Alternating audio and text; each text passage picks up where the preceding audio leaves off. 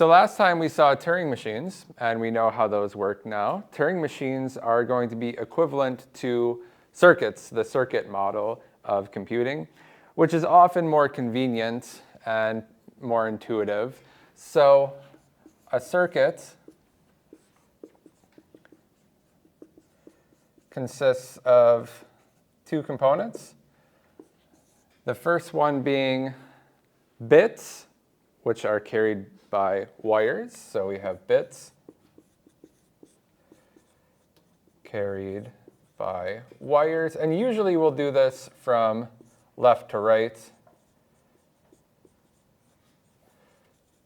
the same way that we've been doing quantum circuits, but of course there's different conventions for this. You might see top to bottom, so on and so forth. So we have bits, binary digits, either 0 or 1, being carried by wires. And then the second thing we have is gates. Logic gates are simply gates, which are going to act on the bits and change them. So logic gates, which manipulate these bits. You're familiar with examples already, I'm assuming. Let's see a couple. So we have, for example, an input bit. Let me call it A. It's, again, either going to be 0 or 1. That's what we mean by a bit. Wire is going to carry that bit from left to right. Time is flowing from left to right. And then in classical computing, we can use some special symbols. So perhaps you've seen this symbol for the NOT gate before. The output of this that's going to manipulate the bit, change A from A bar, which is, we'll also just write as not A. So this is an example of a logic gate. And with logic gates, you should be familiar with their truth tables. So for example, A and not A. The leftmost column is the input, so A could either be 0 or 1.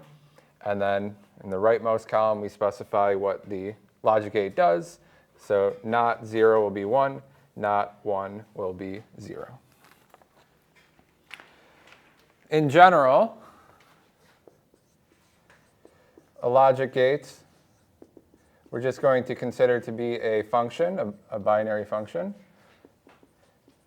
is a function f, which inputs some number of bits and outputs some number of bits. So I'll have the input number of bits be k, and the output number of bits be L.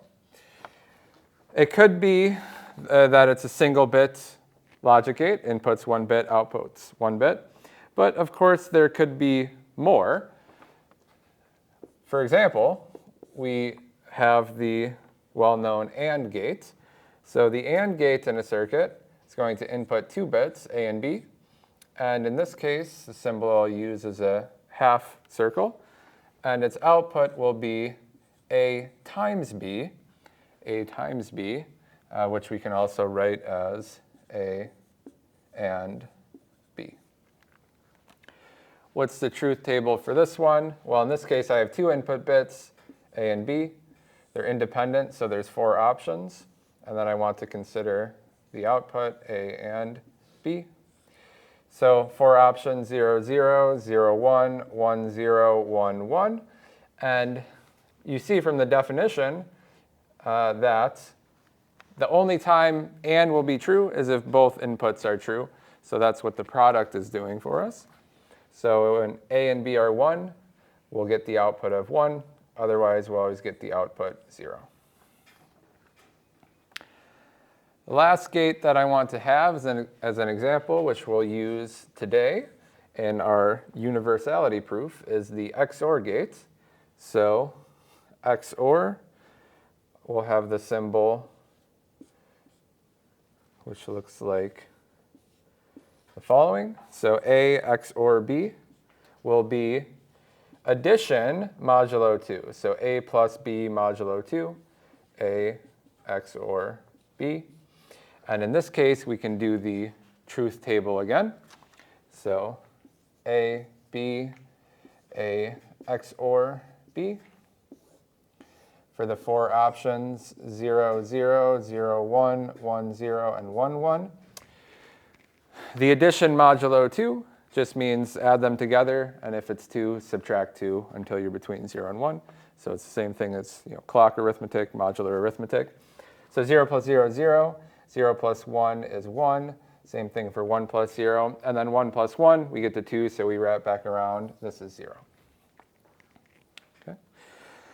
So why XOR? X is standing for exclusive OR. I want A or B, but not both of them. I'm excluding both of them, so that's why we have XOR. Whereas you might have just the OR gates, which would be true in the final case as well. Circuits are going to just consist of a collection of these gates acting on a set of bits. And the only note is that we want circuits to be acyclic. Circuits must be acyclic, meaning that they contain no loops.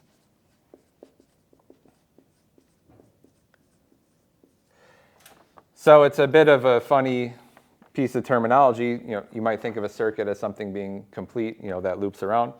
But in this setting, we are going to keep using the word circuit and just understand that we don't want them to have loops. Why is that? For example, imagine I had the following circuit, which does have a loop. This is contradictory. So this circuit is contradictory. Why is that? Well, if I started on the left and I had an input bit 0, then I would apply the NOT gate and have it be 1. But then I loop back around, and so it's 1 here. But before we said it was 0. So we want to avoid loops like this in our circuits to avoid contradictions. So we'll have circuits be a collection of bits carried by wires with logic gates, and the graph of the circuit is an acyclic graph.